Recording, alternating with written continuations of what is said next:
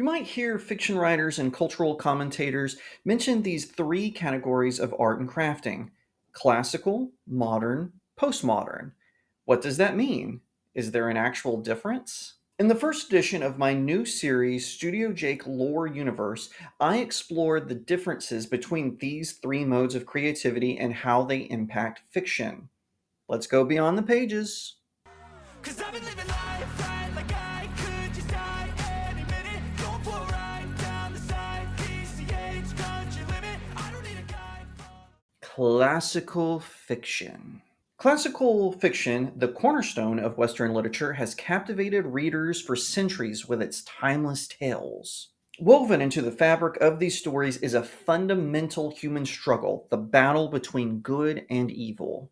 This video essay will explore how classical fiction envelops this conflict, creating heroes who champion virtue, villains who embody vice, and a narrative landscape where doing good transcends personal gain. Classical heroes are more than just warriors. They are paragons of virtue, embodying the ideals that society strives for. They know that there is good and evil, with the divine or metaphysics dictating how we perceive good and evil. In Bram Stoker's Dracula, Van Helsing exemplifies courage and strength, relentlessly pursuing honor on the battlefield against his vampiric enemy. However, Van Helsing's emotions, a potential flaw, becomes a crucial element of the story. This complexity elevates him beyond a simple stereotype, making his journey one of self discovery as he grapples with the cost of his actions. Similarly, Odysseus in the Odyssey embodies perseverance and cunning. Facing seemingly insurmountable odds, he navigates treacherous landscapes and outsmarts his foes. His unwavering determination to reach home resonates with the human desire for stability and belonging. Classical villains often serve as foils to the heroes, highlighting the virtues that they champion and the vice that the villains champion.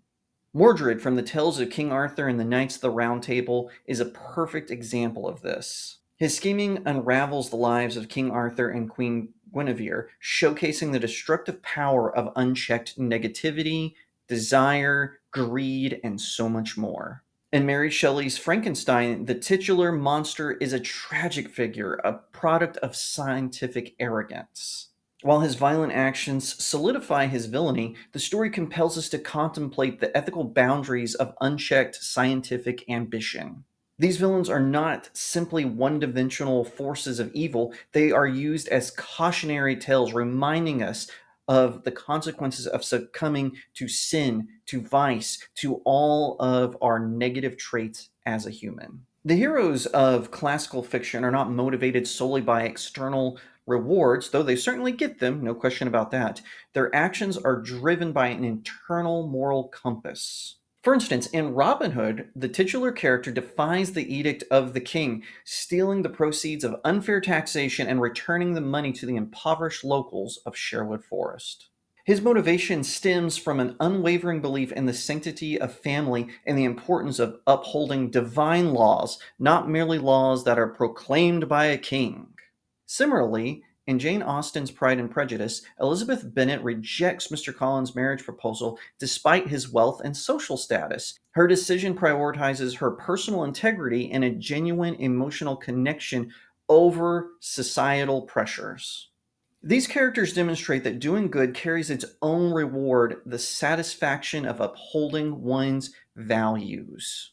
To them, this is not hollow, it is vital. The battle between good and evil in classical fiction unfolds across diverse settings, encompassing mythical battlefields, epic journeys, and intimate social dances.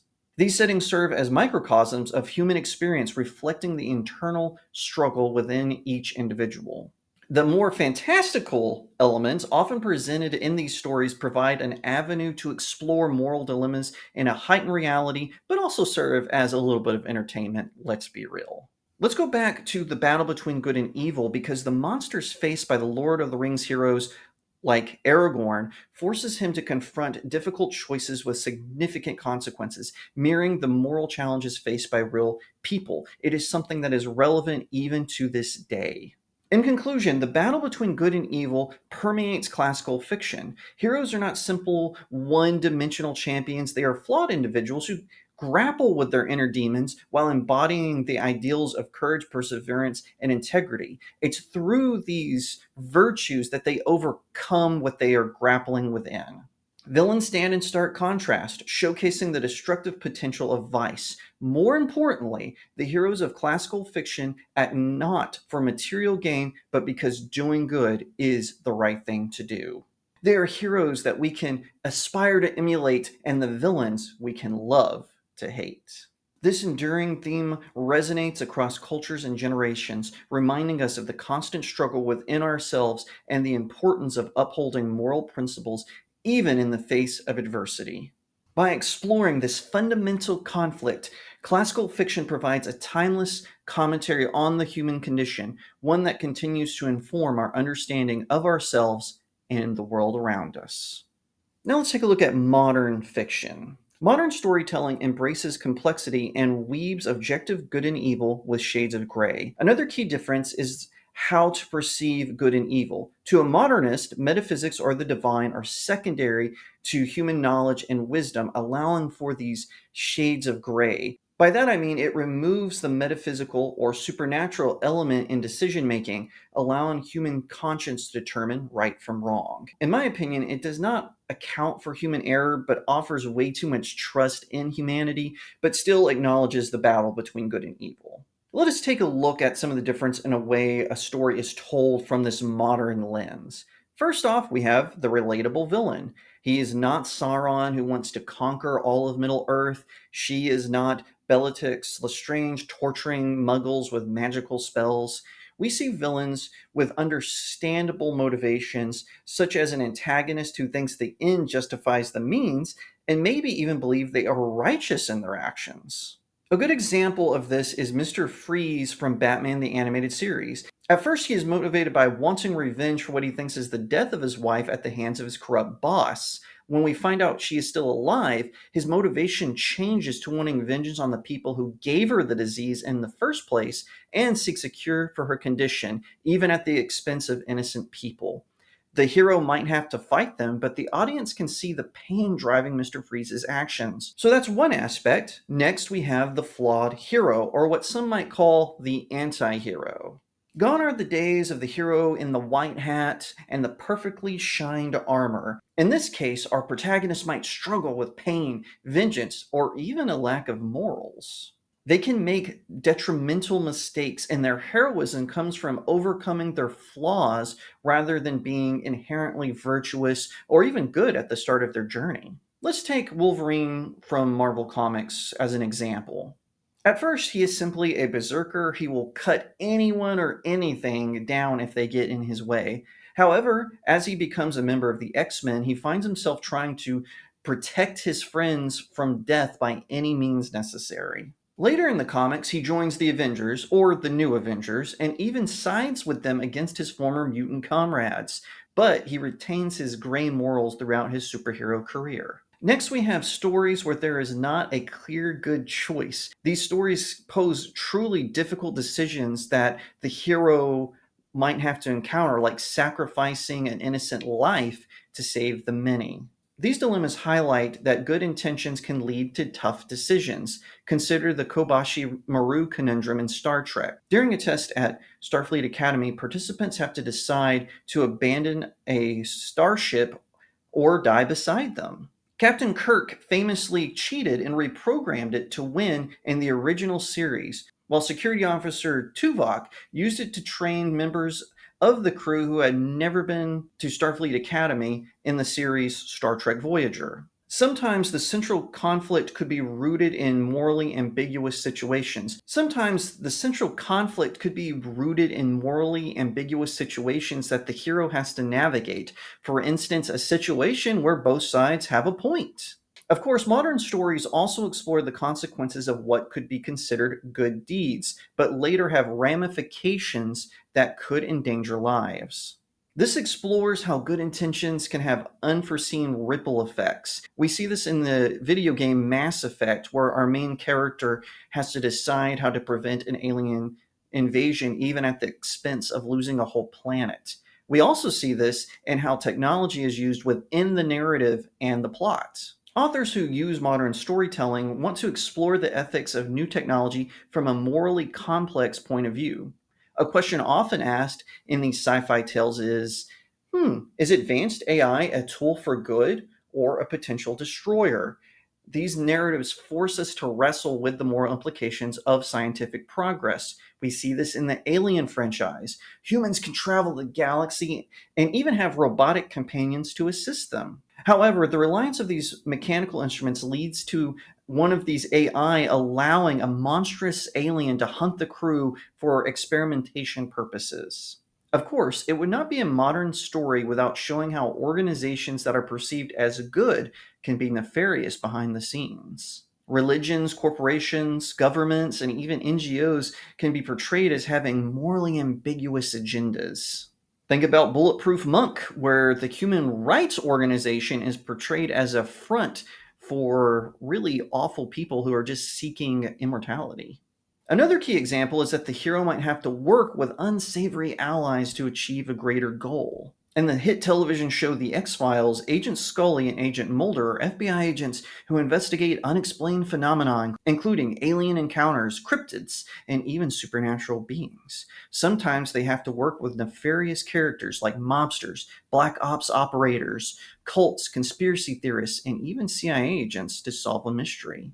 In conclusion, this approach to storytelling aims to allow us to explore the complexity of the real world, where good and evil aren't often black and white. It wants to connect us with characters who grapple with difficult choices and leave us pondering the nature of morality long after the story ends. Postmodern. Last, and in my opinion, least, there is the postmodern approach. Now, I will be upfront about this. This is my least favorite mode of storytelling. Postmodern storytelling represents a significant shift in crafting plots, moving away from the clear cut heroes and villains of classic tales or even modern stories. In this mode, authors craft their narratives to embrace more fully complexity, even more so than modern, presenting characters with flaws, motivations beyond simple good or evil, in a world where the lines are often not even blurred, they're not even there. These stories explore the rise of not the anti hero or even the hero who has to overcome obstacles, but the troubled hero. It explores how power plays into the story and the increasingly prominent gray areas that attempt to redefine our perception of morality and storytelling are exaggerated. Unlike anti heroes or even flawed heroes, the protagonist of a postmodern tale can often embody the identity of a Mary Sue or Gary Sue. Plot armor protects them from any sort of conflict that could derail their progress. They have no sense of growth. They're excellent and perfect just the way they are. They're the bestest ever. He, but often she, is a character that might have less power than the antagonist and is forced to fight for that power. So instead of a battle of good and evil, it's a battle over who has the power. Our protagonists are part of a collective burdened by past mistakes, grappling with personal demons and often driven by a mix of noble intentions and selfish desires. Consider characters like May in Star Wars The Acolyte, who descends into darkness during a struggle against vengeance. Now, she is not condemned for wanting vengeance. In fact, she is uplifted. It shows that this desire for vengeance is what empowers her. So instead of virtue, she chooses vice, and the story frames it as this is good for her. Let's take a look at She Hulk, attorney at law. She's a mediocre lawyer with a more interesting cousin, Bruce Banner, who seeks to prove herself by being arrogant and self righteous. After becoming She Hulk, she instantly becomes better at everything than her cousin is. She is trying to conflate people just being rude to her with Bruce Banner witnessing his father murder his mother right in front of him. It is insincere and poorly contrived. These protagonists condescend to audiences because they see themselves as morally superior to the audience, seeking to lecture them from a high horse within their fictional framework. The lines are not only blurred, they are gone. Good and evil takes a backseat, and the fundamental conflict becomes about the character's sense of superiority. It's not a battle for justice that's on display, it's a lecture on who can do better. The antagonist might not be a mustache twirling villain, but a corrupt corporation, a system rigged against the marginalized, or even a character's own internal demons. They do not fear what they could become, but they fear their own power and that it could get out of control. But they're a good person, and that might work in their favor. It's lazy and lackadaisical. Why? Because these stories avoid a perceived battle for good against a force of evil and instead just disrupts those lines entirely with struggles about identity or power structures. Essentially, the defining feature of postmodern storytelling is that moral ambiguity is increasingly explored within not just gray areas, but a gray world, forcing audiences to question the assumptions about right and wrong made in the subtext. The motivations behind actions become crucial, forcing them to consider the cost of achieving good and the justifications made by their choices. These areas are a way to subvert expectation instead of exceeding them, like what classical and modern storytelling does. Postmodern storytelling reflects the biases of its creator or author, where actions can have unintended consequences no matter how good or justified, and decisions are rarely black and white. Postmodern stories beg us to confront uncomfortable truths, understand the perceived bias of human motivations, and lecture us on moral dilemmas. To be blunt, postmodern storytelling thrives on the concepts of the flawed hero and villain, maybe even switching them. Good versus evil is no longer a driving force, but they make sure you know that the lines are completely gone. Gray areas become battlegrounds for a smug sense of self importance, forcing us to listen to the storyteller's perceived moralization of the hero. To summarize, classic is the tale of good fighting evil. Modern finds the gray areas in morality. Postmodernism is about the deconstruction of values. So tell me, which do you prefer? Thank you so much for watching the first episode of Lore Universe. I hope to do more videos like this where I dive and go beyond the pages and explore it a little bit more. If you liked the video, be sure to give it a like, share it out to all your friends, leave me a comment, tell me what you think, and subscribe. If you're watching on YouTube, ring that little bell so you get notifications when I post a new vidcast, and consider becoming a channel member. If you want to support me in the work that I do, head on over to my new website, studiojakemedia.substack.com, where you can subscribe at different tiers that unlock different perks. At that same website, there's a conveniently titled Buy My Book section where you can purchase one or all of my books. I really appreciate it. They're all over the place, but you can find them all on Amazon.com. Check them out. Leave me a 5-star review. It really helps out small indie creators like myself. Once again, thank you so much for watching, and I'll see you next time right here on Studio Jake. And remember, go beyond the pages. I'm living